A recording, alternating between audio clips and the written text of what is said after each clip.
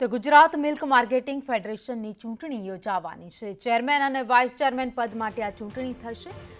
થોડી વારમાં નામની જાહેરાત થઈ શકે છે। ચેરમેન અને વાઇસ ચેરમેન માટે કેટલાક નામ ચર્ચામાં છે। બનાસ ડેરીના ચેરમેન શંકર ચૌધરી પ્રબળ દાવેદાર છે, તો પંચામૃત ડેરીના ચેરમેન જેઠા ભરવાડનું નામ પણ અત્યારે ચર્ચામાં ચાલી રહ્યું છે। દૂધસાગર ડેરીના ચેરમેન અશોક ચૌધરીનું નામ પણ અત્યારે ચર્ચામાં છે।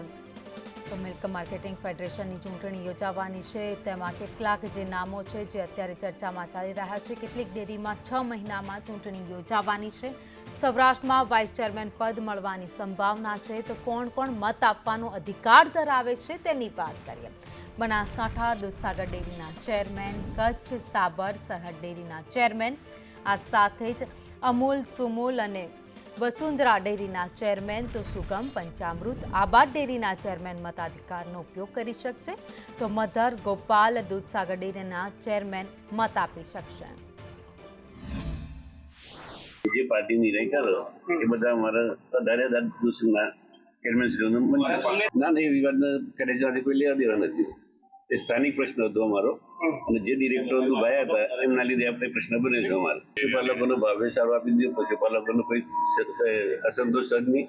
આજે 18 લાખ લીટર દૂધ ચાલુ છે, 10 લાખથી કોઈ દૂધ માઇનસ થયું નથી, અને જે પેટમાં જે દૂધ ચૂકતી એમના મારફત જ આ પ્રશ્ન બન્યો છે। આજે જીસીએમએફના ચેરમેન અને વાઇસ ચેરમેનની નિમણૂક થયું, અને અત્યારે હું એમાં હાજરી આલવા આવ્યો છું।